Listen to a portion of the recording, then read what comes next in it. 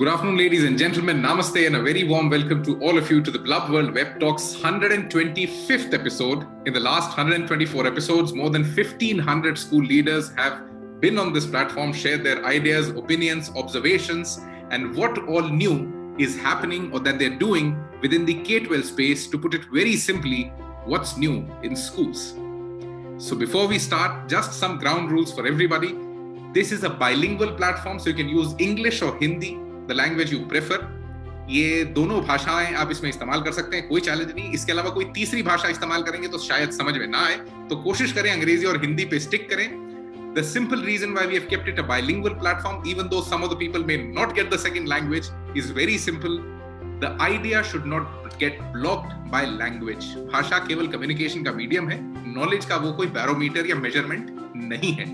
So let's enjoy and celebrate all the languages that we have in a country like India and globally.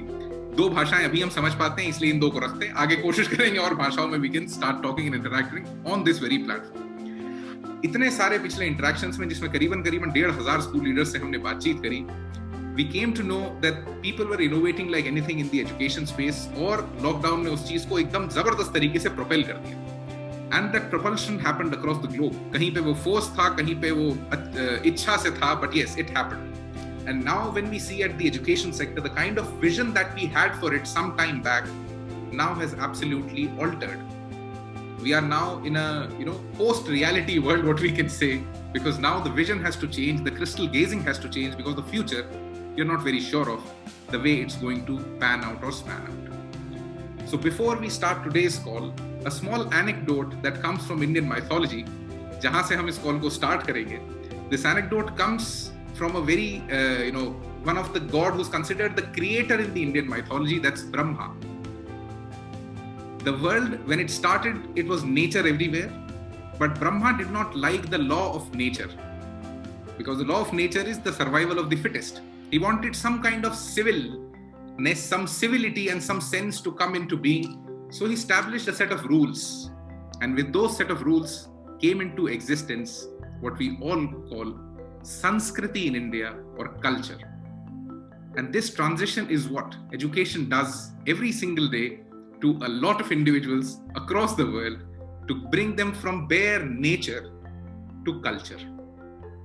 प्रकृति से संस्कृति का transition करने के लिए शिक्षा स्थापित की गई, जिसमें इतने सारे लॉज बनाए गए कि उन लॉज को समझाने सिखाने में शिक्षा सब जनों को प्रोपेल करती है.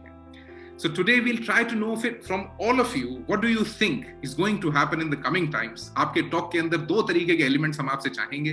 पहला, आप क्या अभी इनोवेट कर रहे हैं, and most importantly, what does your crystal gazing of the education sector say? आपकी भविष्यवाणी की शिक्षा कहाँ जाने वाली है, क्या क्या होने वाला है? Because हमारी प्रायोरिटी लिस्ट जो पहले एकेडमिक्स की होती थी या एकेडमिशियंस की होती थी, वो प्रायोरिटी लिस्ट काफी हद तक बदल गई.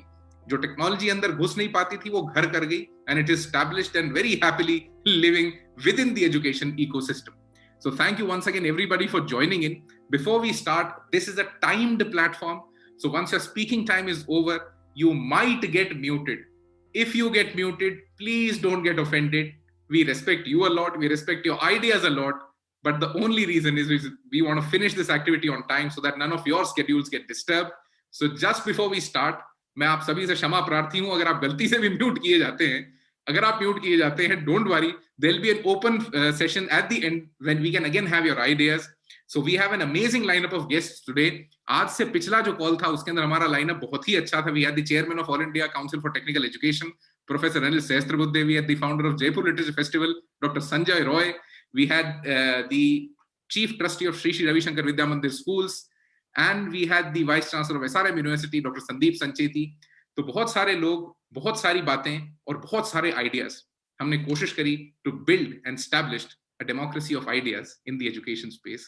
तो आज कौन कौन से नए आइडियाज, इनोवेशंस आपसे आएंगे, वो सब सुनने की कोशिश करते हैं in the next 60 minutes. A very warm welcome to all of you once again to the blub world web talks 125th episode. Let me invite the first speaker for today, who brings in a very different kind of a perspective to education and boarding schools, and a very different kind of an experience to the platter when we talk of academics, academicians, and education. A very warm welcome to Lieutenant General retired Surendra Kulkarni, who has been honored with the Param Vishish Seva Medal by the President of India for his service in the army. He has a very amazingly parallel academic career as well. He has graduated from the Ferguson College in Pune in economics. He has 4 master's degree, including MPhil. He's somebody who's considered a kind of a Bhishma Pitama in the K-12 education space in India. So let's now listen to him. What does he has to say about how would the world change with education, and how is the education world changing all around us? A very warm welcome to the platform, sir.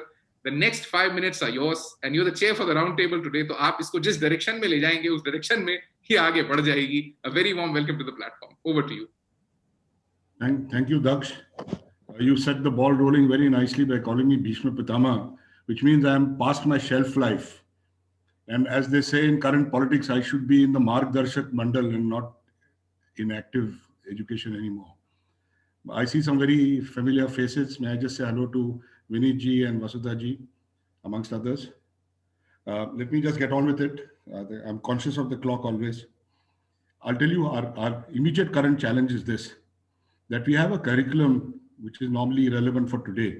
With all the changes we try and do, it can only be relevant for today. But we use the pedagogy of yesterday in most places to try and teach students who will have to live in the world of tomorrow. So there is an inherent 3-generational contradiction in the system at large, which nobody can help unless you allow freedom of choice of setting the curriculum as per tomorrow's relevance. Unfortunately, the examination system and the college admission system today are 2 artificial hurdles that we have not been able to resolve satisfactorily so far. But getting on to the dynamics of education and as they're emerging, I would like to discuss 4 different dimensions. First is the socio-economic dimension. As the last 50 years went by, there was a lot of focus on the economic dimension. And by neglecting the social or socio-economic side, what happened was we had things like damaging the planet, unsustainable growth, high wastage rates, very heavy penalties on human capital who got laid off every time there was a downward cycle, etc. So the first issue is the socio-economic dimension, and this is going to gain great importance in the future.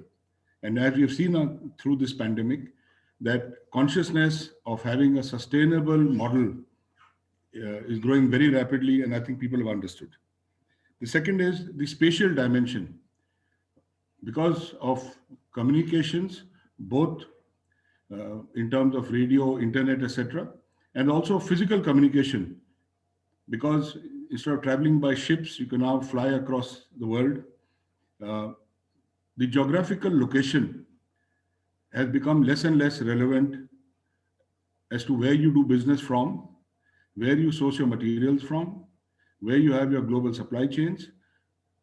And so therefore, the source of the product and the utilization of the product can actually be bridged very easily. And often it can be done by an aggregator who doesn't even have a physical product like Google and others. So therefore, in this spatial dimension, there is also a great democracy of information, because unless you have some confidential access to some information, most of it is readily available. The same information is available to all of us. What we make of it is our challenge.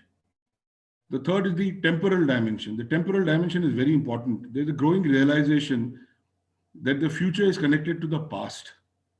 And today, many of us are realizing, and we saw in the pandemic, that things that were taught to us by our grandmothers were highly relevant and applicable in today's world.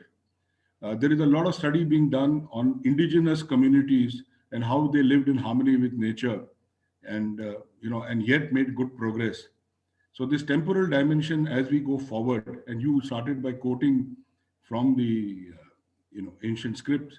So this is going to be the way forward. The temporal dimension will gain greater importance in education. And last but not the least is the process, the pedagogy that is going to be used. It has to be firstly inclusive. It has been understood clearly that if you leave behind some people, it will come back to haunt you collectively as a society.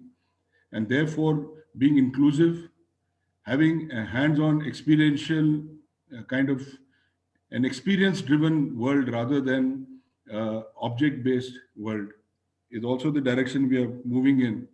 And hence, all this is leading to great amount of personalization, whether it be in the advertisements that you see, whether it be in the experiences that you see, you see it in the tourism industry. People don't want to only go and visit the great mall in Dubai. They want to go and visit some nice niche places. And therefore, in future, education, instead of being a standardized 3-year, 4-year graduation course or whatever, may turn out to be picking like small niche courses. So I may take a course from Ashoka University of Mr. Gupta. I may take another course from Plaksha University, which is coming up because I have some technical interest.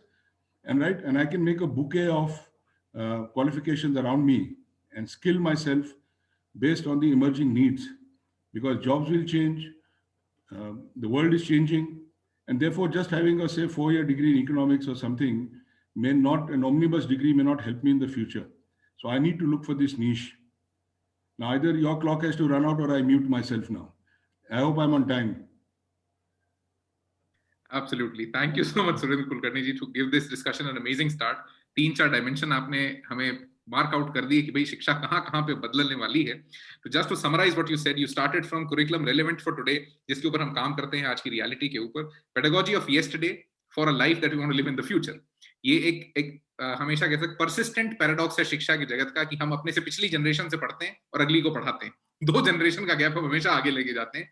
And इसको change करने के लिए जिस तरीके का revolutionary pedagogical change चाहिए वो हम शायद अभी तक नहीं कर पाए हैं, but yes there is some space where it is happening. Socio economic dimension में आपने बात करी जहां इकोनॉमिक्स पे फोकस था, अब सोसाइटी की तरफ वो थोड़ा थोड़ा शिफ्ट हुआ है, कॉन्शियसनेस चेंज हुई है.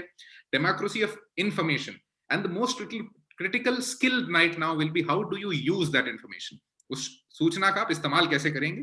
And the most important thing that we have learned, information is not knowledge. And we are no more the custodians of that knowledge, क्योंकि custodian अब शायद कोई Google का सर्वर है जहां पे वो सब कुछ stored है. Most importantly, temporal dimension, past और future का connect. We were never very well able to visualize how history repeats itself that we are able to do right now, and that's why we are looking at history to how to live in the future. Experience based and not product or object based, and finally flexible degrees. Just in the last talk, we had Dr. Sandeep Sancheti, who right now is the chair for the body that's creating the Academic Board of Credit. So he said the next wave of things or changes that will happen in the education, and one of the most important ones, जो मैं यहाँ पे quote करना चाहूँगा, we will have examinations on demand. कि आप बच्चा बता देगा कि मुझे इस दिन ये examination चाहिए, इस दिन मैं तैयार हूँ. Now you get ready to take my examination, do an assessment, because once assessments change, the whole pedagogy, the whole understanding, the whole stream or the whole value chain that we experience through education drastically develops into a completely new dimension. So that's the way we see education happening. Thank you so much, Surendra ji, for giving this an amazing start. So let me now invite the second speaker for today. And before I invite him, he'll bring in the perspective of international education. दुनिया भर के colleges में, दुनिया भर की education space में किस तरीके से education अब visualize हो रही है. Would we be implementing blockchain in courses again? हम अब किस तरीके का टेक्नोलॉजी एंड साथ में स्ट्रक्चरल चेंजेस देख रहे हैं आने वाले समय में in the world of education. A very warm welcome to mister Vineet Gupta, who is the co-founder and managing director of Jamboree Education. He is also the founder and trustee of Ashoka University. He is also the founder and trustee of Plaksha University in South Delhi, Delhi. Vineet ji, a very warm welcome to you to the platform. The next 4 minutes are yours. Please unmute yourself. Well, thank you, Daksh, and thank you for the warm welcome. I want to really acknowledge some of very familiar faces. Surendra ji, great to see you again. Since time is limited, I'll probably get started. My observations are coming more from higher education, not so much from school education. I see 2 real trends. I think one is on what will campuses look like, what will college campuses look like, and how will education be imparted. I think that's the first dimension, and let me start there. I believe college campuses fundamentally will reinvent. While the COVID world has made us closer to the world of online learning, in some sense it has also taught us that the world of social interactions is extremely important, right? So that's not going away. College campuses will redefine and each college campus today has to ask, what is it that we can do inside the classroom, and what is it that we can do in an online medium, right? Uh, how do we define experiential learning? That will all happen inside the classroom, that will happen on campuses. And there is a whole world of learning available in the digital format, in an online way. Today you can access great teachers who, in the past 7 months we've had some outstanding faculty, whether at a UC Berkeley or at a University of Maryland, teaching remotely. Now that was possible earlier also, but I think the acceptance from the student side was far lower. So today you can have great teachers teaching students all over the world, and you can learn some wonderful things. But at the same time, the importance of the campus is also getting reinforced and defined in a much stronger manner. You would have noticed that in the last 6 months, most college campuses around the world opened their doors to students. So students were invited to come back at a Purdue or a Yale, or within India at an IIM Ahmedabad, Indian Institute of Science, at Ashoka. Students were back on campus. They wanted to live with each other. They wanted to experience social interactions, yet learn online. And that has happened in a large part of the world very effectively for the last 6-7 months. Something which is very unique, right? So it has re-emphasized the importance of social interactions, the importance of experiential learning. So campuses will get redefined, but social interactions, experiential learning is here to stay and will gain center stage and will be important. So I think that's sort of the first thought I wanted to bring in. I think second, which in some manner has also already been said by Surinder ji, degrees will change. Organizations like edX have also already bought in MicroMasters. Learning is becoming democratized. I increasingly find ninth graders who said, look, I've done this college level course already on Coursera or on edX, right? At the same time, people can take more time in defining their learning. So learning becoming personalized, democratized access, there is a whole world available to you. And suddenly age is not a barrier to learning, right? You're not learning grade wise. You're learning as per your capacity. A 10th grader today may know more engineering than somebody in third year or fourth year. So it's really up to you how much you want to take in. There's a whole world of content, great teaching available, which is accepted, which is recognized, and the world is starting to accept that. So I think that how that plays out is going to be extremely interesting, and we all have to sort of define, identify ways. You wanted to say something, Daksh? The time's up. Okay, so maybe I leave with these two broad thoughts on redefining campus and how degrees or education may look like. Thank you so much, Vineet. So to summarize what you said, you started with college campuses being reinvented. हमें वापस से campus की importance समझ में आ रही है, साथ में technology की भी समझ में आ रही है. दोनों digital world जो हम लोग define कर रहे हैं या जी रहे हैं, वो हमें काफी हद तक दोनों दुनियाओं का एक अच्छा perspective, एक अच्छा experience दे रहा है. World of social interaction has become very strong. इतने समय में जो आपने कहा कि अभी तक टीचिंग वर्चुअली काफी हद तक लोगों को एक्सेप्टेबल थी, लर्निंग एक्सेप्टेबल नहीं थी, and that complete community of learners is now ready to learn virtually, कि कोई कहीं से भी पढ़ा दे, we are ready to learn. Excellent faculty can now teach virtually. दुनिया भर में कहीं भी फैकल्टी तक पहुंच या accessibility has become easier and even affordable. Students coming back to the campus, degrees will change. Degrees will absolutely change, because जिस तरीके से, even if we talk about India, the way NEP is spanning out, हमें बहुत सारी flexibility इसमें मिल गई है, but इस फ्लेक्सिबिलिटी के साथ में सर्टिफिकेशन एक नया चैलेंज हो गया है. बिकॉज अभी तक सर्टिफिकेशन या तो आपकी अटेंडेंस या आपकी असेसमेंट बहुत अलग अलग फैक्टर्स से जुड़ा हुआ होता था. अब उसके वो फैक्टर्स बदलेंगे, वो फैक्टर्स चेंज होंगे, एंड उसी तरीके से सर्टिफिकेशन भी चेंज होगा. Learning is becoming democratized. Age is no more a barrier to learning. Any baat, this is something very true. If you have the potential to do something at a very young age, this is the time that you can do it. You're not limitized by you're not a graduate, you cannot do it. So that's no more a challenge. So thank you so much, Vineet ji. Let me now invite the next speaker for today.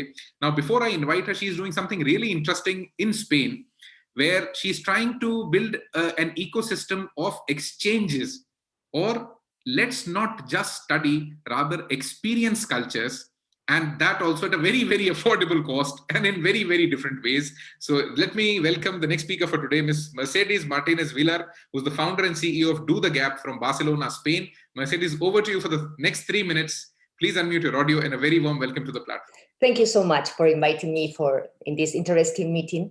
I'm focused on the informal education because I know formal education is very important, but we live in a plural and diverse world. So we need to experience, we need to understand each other, we need to develop the intercultural skills to respect.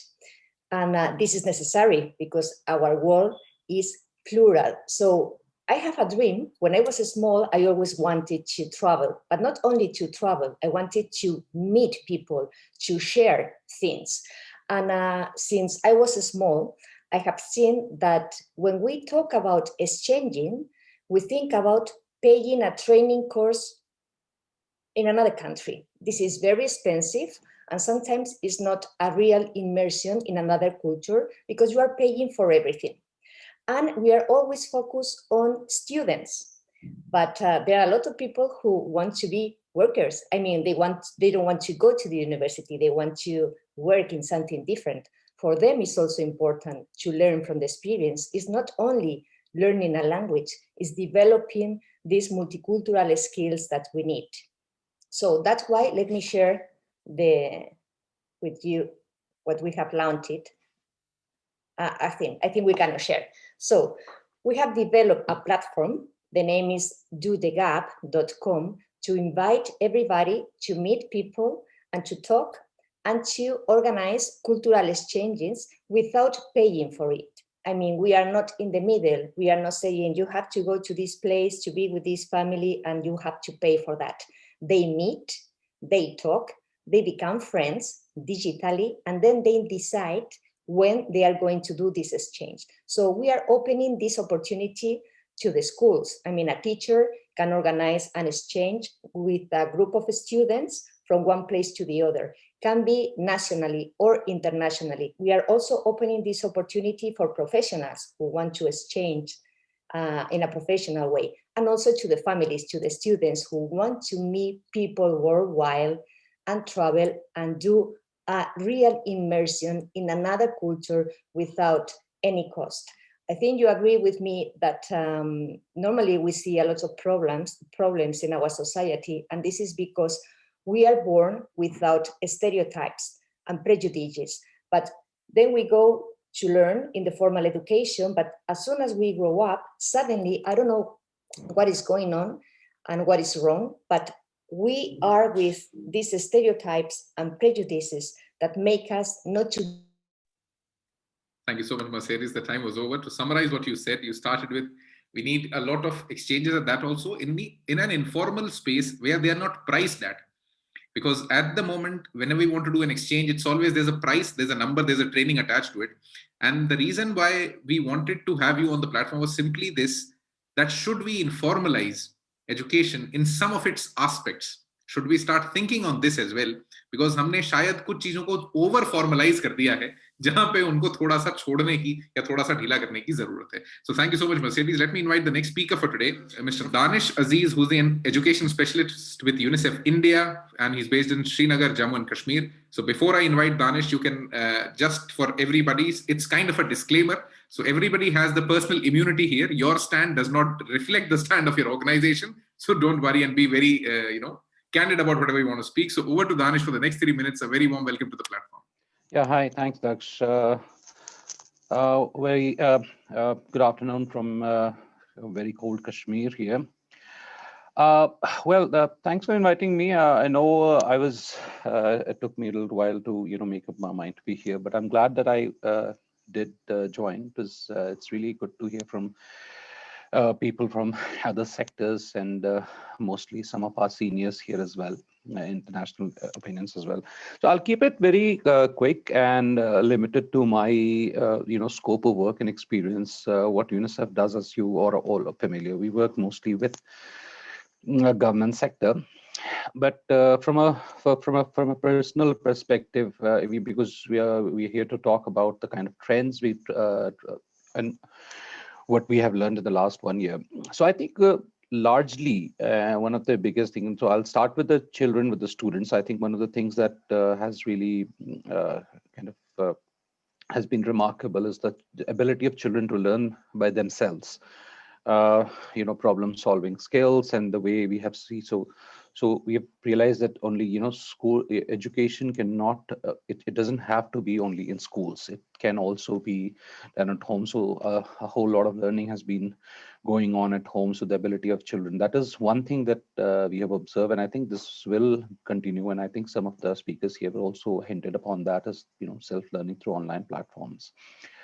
Another thing that I think the other thing is that I think, this is something which we've been encouraging as well, is the role of parenting. I mean, the responsive parenting, as we call it, that has been like really, really very strong during this time, because for higher classes, obviously, students can do learning. But if you're talking of pre-primary, or if you're talking of elementary classes, I myself have a 4-year-old son, and then the challenge to keep him learning during this time was that our role as parents, educators, has been like really very strong. So that is another area that I think will continue to be, and a lot of apps, a lot of learning platforms have been developed to that end, which I think will and should continue. Thirdly, I would say education technology, EdTech, as it's the acronym is, that has seen an unprecedented, although COVID was a disruptor, but in a way that has really accelerated in the last 1 year, as I have noticed, not just in terms of the IT part of it, the technology part of it, but also the ability of educators to kind of gain those skills. So from what we have noticed, we've seen more than 35,000 teachers step up to the job and kind of improve their ICT skills. They were just used to classroom teaching, and then suddenly you have all these teachers, and encouragingly government school teachers, as unfortunately the image of government school teachers is what it is. But they have really we had some very ingenious minds who've used technology to their benefit, and especially in a place like Kashmir, where we're talking of very low tech, we're talking of very low bandwidth kind of internet environments. Another thing, if you talk about, and I think this should and will continue, I think that's the third trend that I would say. And then continuing on that same trend, I think a lot of new players have also emerged, and I think they've focused their attention. So from a business perspective, from a corporate perspective, I think that's also that's also a healthy trend, I would say. I'm not saying that all of them are out there to bring a change. I mean, of course, there might be a lot of people out there to just make a quick buck out of this whole pandemic, but I think a large number of people were also genuinely consciously interested in kind of bridging the gap and helping reach, because digital also has both its challenges and its advantages. Lastly, I think 2 more trends I'd like to just mention is the focus on the mental health of students, and I think that has been stressed upon largely. Finally, one of the other things that we also work on, and as also have been trying to stress on as we prepare for school reopening across the country, the focus on school safety has sort of been re-emphasized. And I think that the new dimension of COVID infection prevention and control has been added to. So till now, we understood school safety as disaster risk reduction and water sanitation and hygiene. But now this third dimension of COVID infection prevention and control, which I think will also encompass, I mean, of course, in a way, COVID IPC simply is better wash facilities in schools, but it has in a way. So you've seen schemes like the Jal Jeevan Mission launched by the Ministry of Water and Drinking Water and Sanitation. So they've also kind of accelerated this process. So this will, I think, ensure school safety in an unprecedented way. The focus has come back. So thank you so much, Danish. So आपने एक what we can say is एक थोड़ा सा alien perspective जो होता है पूरे education sector पे, क्योंकि आप बाहर से बैठ के उसको देख रहे होते हैं, and you're somebody who has international immunity as well, क्योंकि इंडिया में बहुत सारे statements बोलने से पहले बहुत लोगों को बहुत ध्यान रखना पड़ता है, because there is not a lot of what you can say expression freedom जो हम expect करते हैं उतनी नहीं है. But I think education, and when we specifically talk of education, हमें उस फ्रीडम को वापस से रिकॉग्नाइज करके वापस उस लेवल पे ले जाना होगा, बिकॉज अगर ओपिनियंस रोक दी गई तो शायद शिक्षा सही डायरेक्शन में एवोल्यूट नहीं कर पाएगी. So thank you so much Danish. Let me invite the next speaker for today, mister Michael Iskander, who is the assessment coordinator from ignite school, Dubai, UAE. Michael, over to you for the next 3 minutes. Please unmute your audio and a very warm welcome. Hello, hi, thank you, Daksh. I'm really honored to be here with you. I'm gonna quickly jump to the points that I want to talk about. So basically, if the purpose of this is how and why and what's making us change the global education in order to suit the kids, right? So it's all about the drive.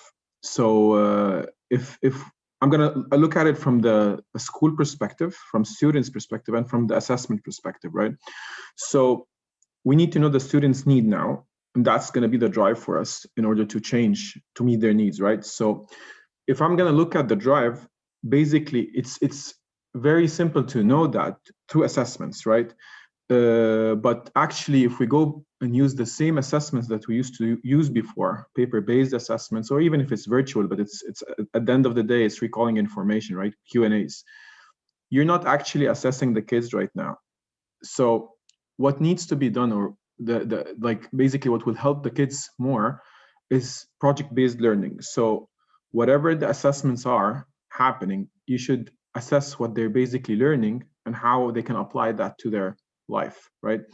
A major reason for that, and I think some of the other guests touched on that, is the parents' involvement. So sometimes the parents think that they're helping the kids by helping them with their assessments, but actually they're hurting them in a way, because the reason of the assessments is to know what's missing and to fill the gaps, right? So that's the problem. So for me, the schools globally need to really work on these two aspects: coaching the parents and basically, in a way, informing them that the schools are not, like when they're assessing, it's not a test or an exam, it's just a measure. It's just telling the schools what's the next steps. As if you have something broken, you need to analyze what's the mistakes in order to start fixing it, right? So that's the first thing. Schools need to basically involve in parents more in the decisions. They need to basically talk to them more, have more communication, hear their voices, and this will bring the ownership and responsibility of them to know that they need to push the independence for the kids, for the schools to know basically what's missing to provide them. So for me, like, I don't want to take more than this, but for me, these are the two aspects we really need to focus on. Change the concept of assessment from basically old school assessment, which is direct Q&As and so on, to project-based assessments and project-based learning. And this is going to be influenced through the parents and educating both of them, basically, because at the end of the day, it all revolves around the students, right? That's it from my side, and thank you, and I'm honored to be here. Thank you so much, Michael. To summarize what you said, we have to typically change the baseline of our thinking, which is related to assessments, making it more project-based and life application-based rather than just Q&As and recalling knowledge. Remember, we need to test more than memorization, and we need to again understand the parent involvement and coach those parents to align in the right direction with the schools, and depositioning the fear of assessments, because the examination has been positioned or branded in such a way that there's a lot of fear that's attached to it, and that must be we should be left behind, or rather should be forgotten. So thank you so much, Michael. Let me now invite the next speaker for today, Ms. Kanika Sachdeva Govi, Vice Principal, DPS Rohini, Delhi. Kanika ma'am, over to you for the next 3 minutes. Please unmute your audio, and a very warm welcome. Thank you so much. I think pretty much most of the things have already been said, but nevertheless, I would like to focus on two things at the moment. I feel all this while education has been like a toy or a board game which came without a manual. So each one of us, I think, interpreted it the way that we wanted to, and we had our eyes on the destination and not on the journey. So everybody kind of scrambled to the destination, that is scores or marks, and with means which were fair or unfair somehow. So that would have to change. And considering that NEP has made so many proposals in our education policy, but nevertheless, there needs to be a complete hand-holding, and without which, again, we are going to go back to the same old system if we do not do that hand-holding now. And I think COVID has given us this great opportunity to reach out to all teachers and the taught. I would like to say that the whole profile of the teacher has to change now. Now, Daksh, though you said that we can only use English and Hindi, I would like to take a line from Bengali. I'll translate it for you, which says that, Juto Shelai Theke Chondi Pat. I suppose you would have understood. So you have to do, a teacher today or the school today has to do everything right from Juta Silai to Chandi Pat. Okay, so that is what is the gamut of education now. I can't leave anything to other factors. In fact, right now I have the entire family who's watching me, and earlier it was between the teacher and the taught. Now, actually, via the child, I'm reaching out to the family and actually impacting the entire family through education because of this digitalization and the involvement. And as other speakers have talked about how they have become important stakeholders, this will have to continue. And certain ideas that were on the periphery have to come center stage. Things like inclusivity, things like gender, things like mental health, and these cannot be left out. And that will become very, very prominent because these are the things, these are going to be the drivers of change. And thank you so much, Kanika ma'am.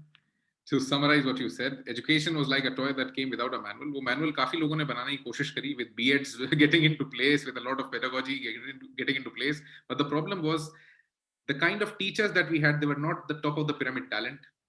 And हमारे पास जो talent था, उस talent को use कर पाना या उसको upgrade कर पाना उतना आसान नहीं था.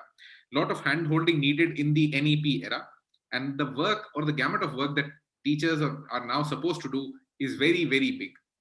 Because uska shayad ab koi aur chhor hai hi nahi, because the school right now is transparent. The complete family looks at you when you're teaching, and that's the way the new education around us is evolving. So let me now invite the next speaker for today.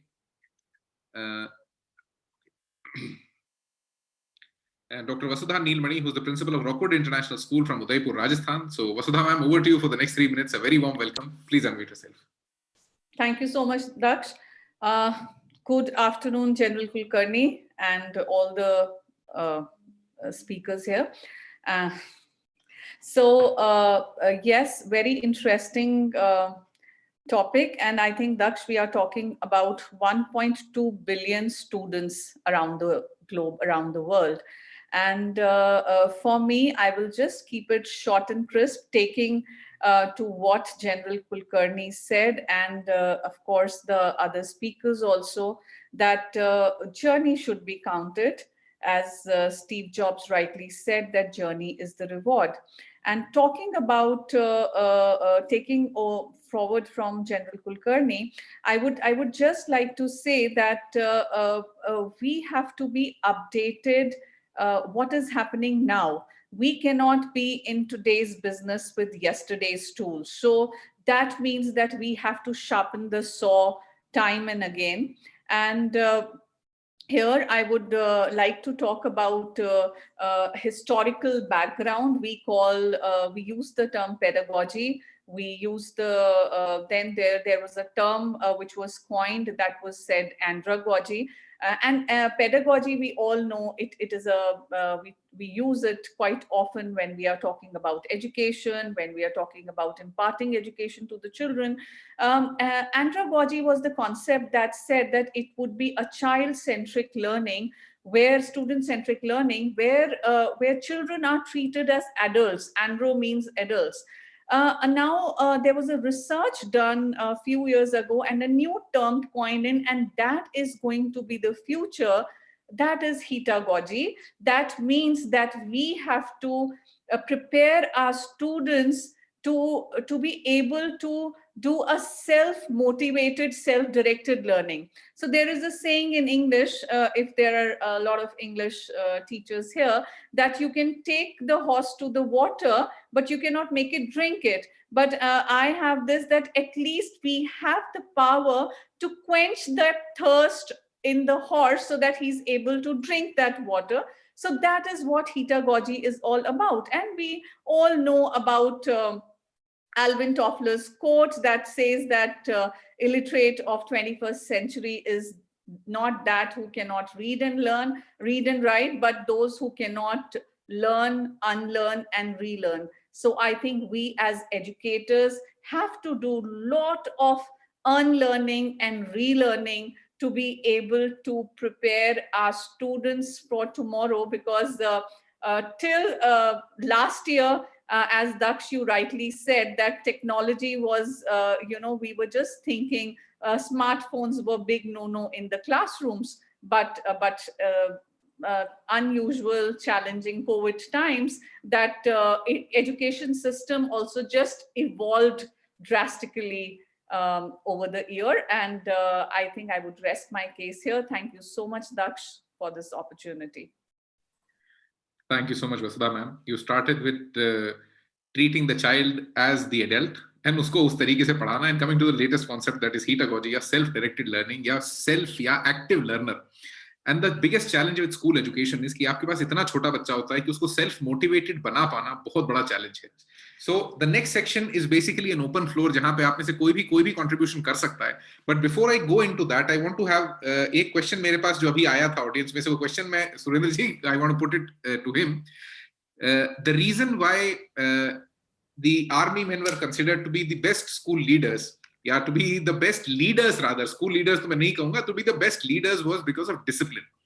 And over the course of time, discipline की positioning शायद थोड़ी खराब हो गई है, या discipline अब उतना expected नहीं है, या where do you see the skill of an army man finding the new space or place in the whole education ecosystem? वो कौन सा critical skill है जो वहां से यहाँ transcend होगा? So over to Surendra ji.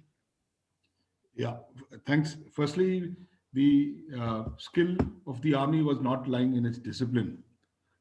I'll tell you, the most disciplined person is not an army person. The most disciplined person is a mother who makes sure that the child never goes hungry, who always gets a tiffin before going to school, right? So that is discipline.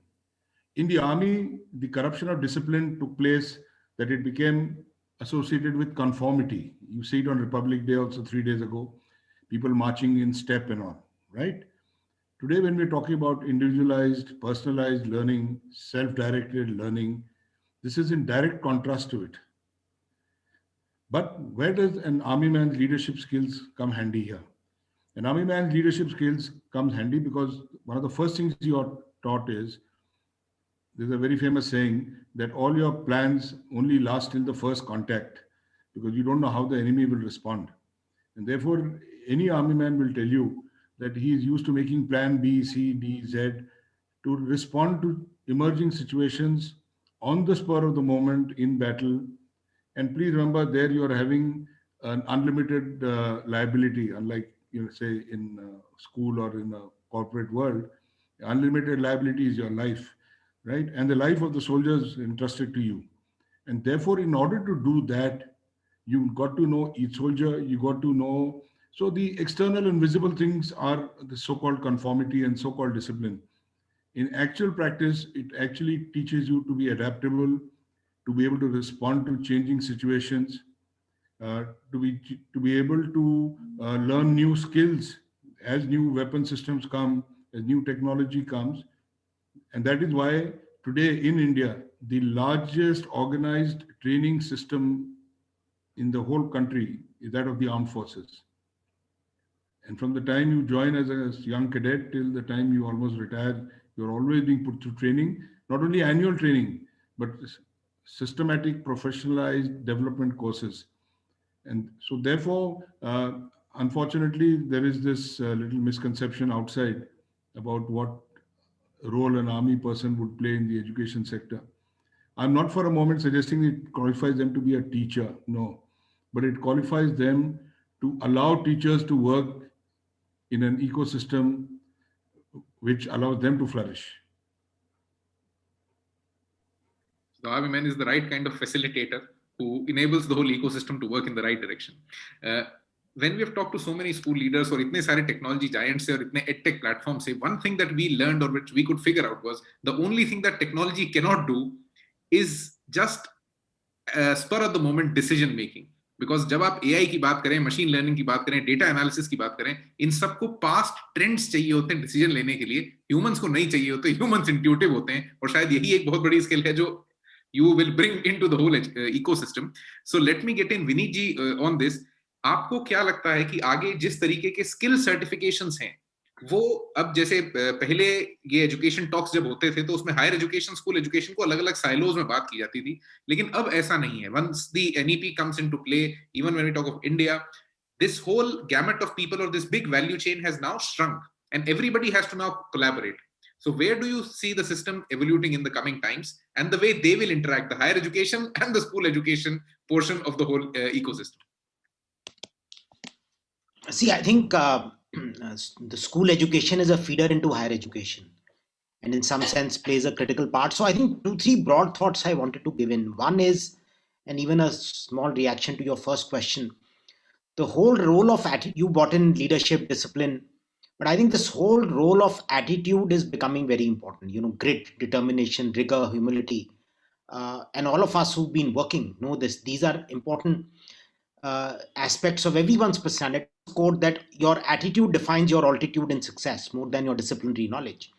Now, attitude is coming forefront and center into both school education and higher education. It not yet has, but it will.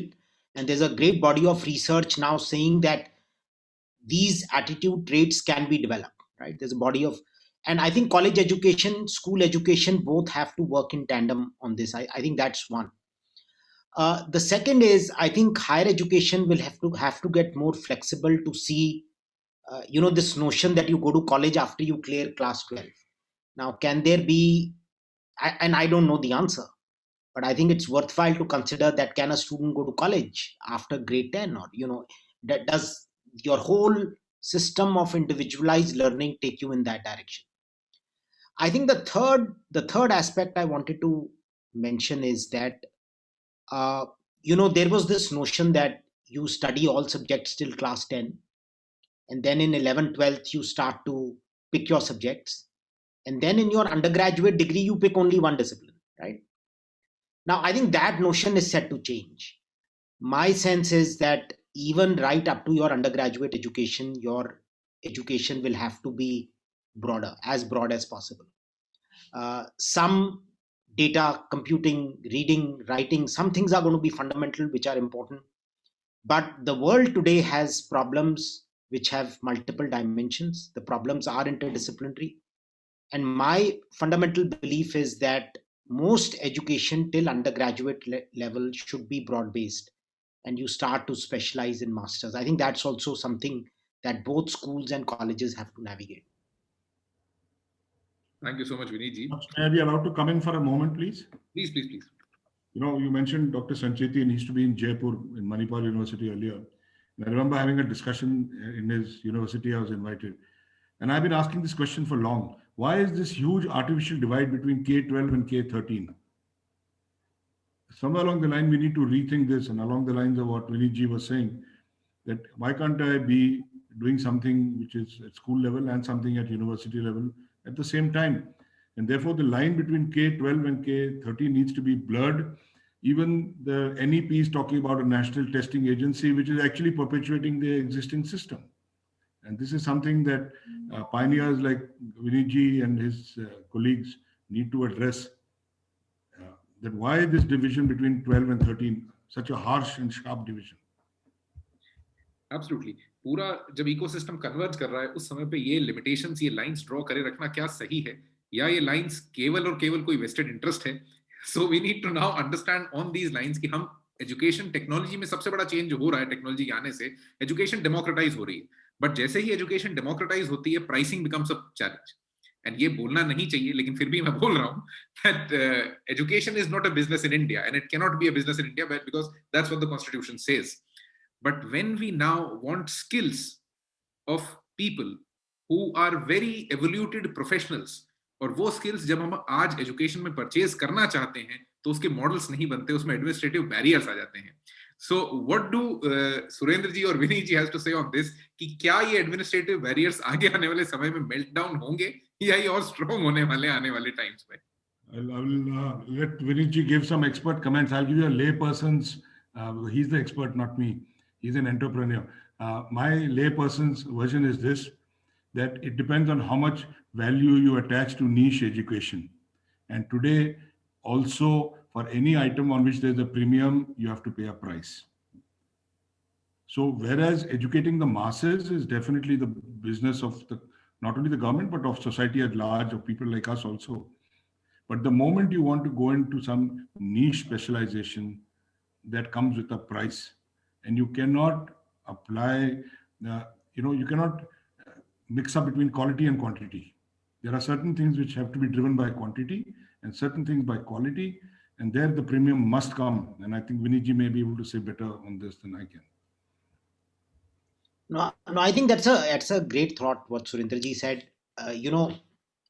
Quality has a premium. It is, and the challenge, at least in my experience of building institutions, the gap between good and very good is very high, right? And the gap between very good and excellent is even higher, right? I think that sharpness, I mean, in a certain way, Sachin Tendulkar and other batsmen of his era, they were all excellent, right? I mean, he was playing at a different level, and that needed some extra premium.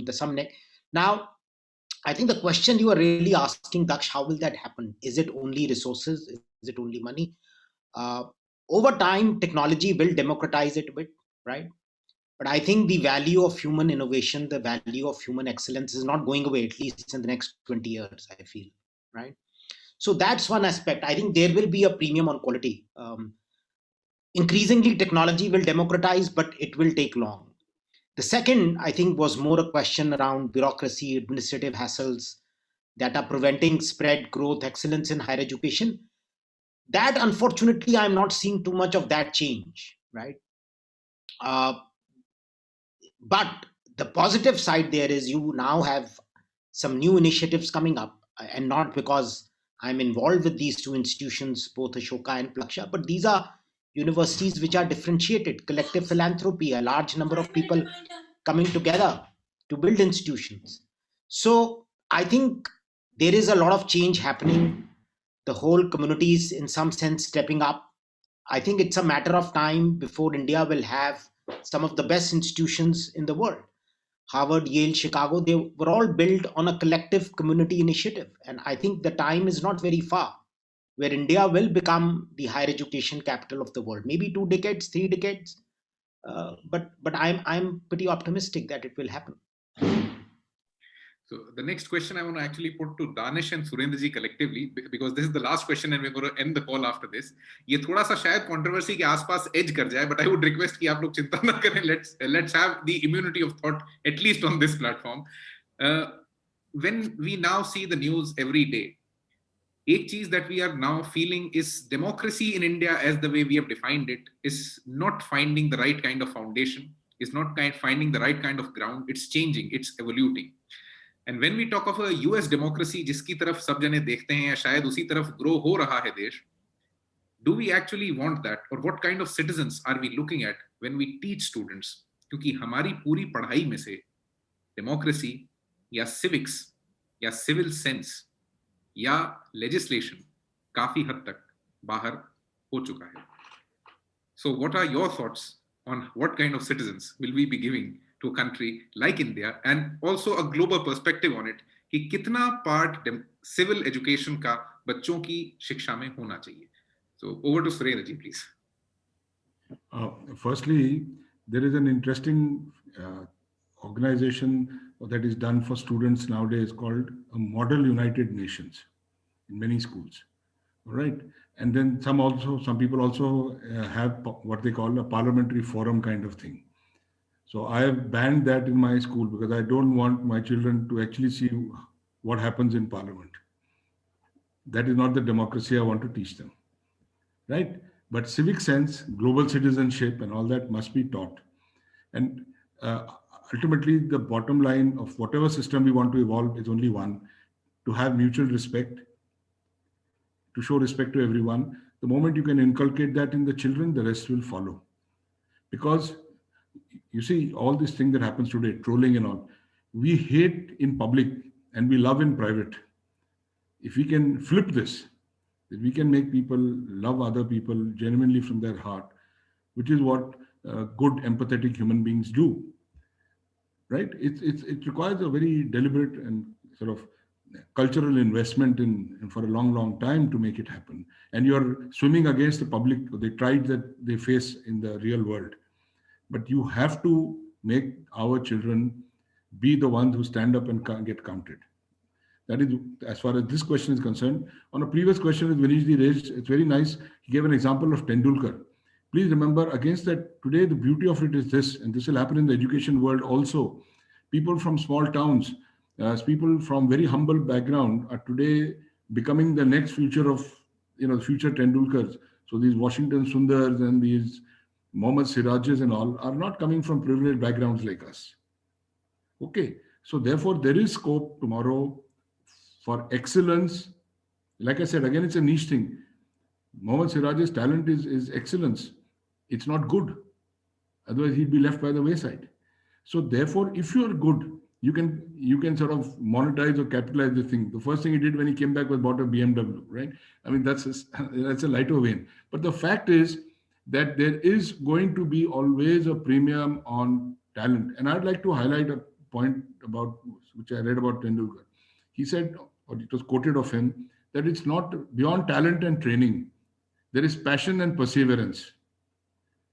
And it is this passion and perseverance to do well in life or to do something more or different is what is going to drive the education of tomorrow. And that is the ecosystem that we need to create and leave for our students. Let them make their life as they like. Danishji, sorry, I think you need to get a chance. Danishji, if you're on the call, we would want your comment on this. Yeah, so I think I completely agree with what Mr. Kulkarni has just said, and I totally concur. But I'm not like escaping the question, but I'm just trying to kind of address it from a different perspective. I think from our from the UNICEF perspective, if you talk about the UN this thing, but I don't claim to be, like I said before joining the session, I don't claim to be representing my organization here in this forum, but we have something called the 4 dimensions of life skills. If you look at, I think if you Google it up, you'll find the UNICEF 4 dimensions of life skills. So citizenship, and it's not a kind of definition that you are looking for probably, but there are 4 dimensions which we call empowerment, employability, learning, and citizenship. So citizenship, in that sense, it's not like affiliation to a particular nation state, or it's not like affiliation to a particular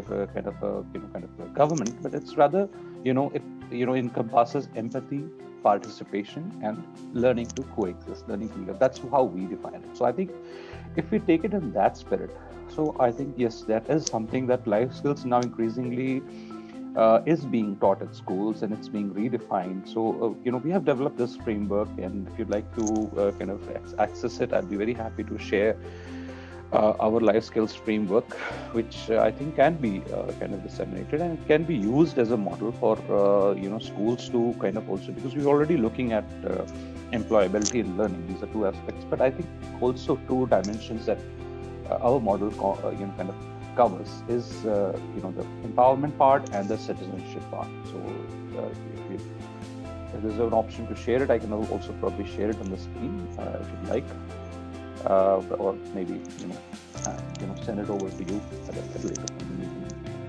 point. Thank you so much, Danishji. And yes, हमें finally empathy सबसे बड़ी value निकल के आती है जब हम एक community बनाने की कोशिश करते हैं या एक society को define करने की कोशिश करते हैं, और वही पढ़ाने की शायद ज़रूरत भी है.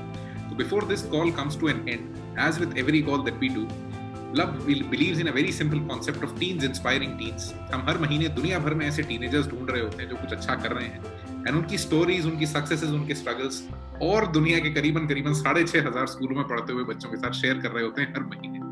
तो one such story for all of you today. This story comes from all the way from Melbourne, Australia. एक ऐसी बच्ची है जिसने अपनी जिंदगी का पहला पेंटिंग एग्जिबिट लगाया था 2 साल की उम्र में, when she was just 2 years old, and it was a complete sold out show. Had her second show at the age of 4, which was also a complete sold out show. At the age of 7, she was invited by one of the biggest and most respected galleries of Europe to have an exhibit. And that also was a complete sold out show. Today, she's only 13 years old, earns in millions, has been homeschooled, never went to a school. And the most amazing part, she's now known as the world's youngest professional painter. And she is Elita Andre. That was the cover page of Blub World some time back. And we had Elita some time back on this very platform where she interacted with nearly 10,000 students talking just about this, that try to find your passion, your calling, जो आपको जिंदगी भर entertained, comfortable, empathetic बनाए रख सके. So I hope you enjoyed the last 60 minutes that you spent with us. If you did, and if you want to attend the future sessions, you can open your audio, say a big yes, and thank you so much everybody for being here with us on the Blub World Web Talks 125th episode. Thank you so much, people.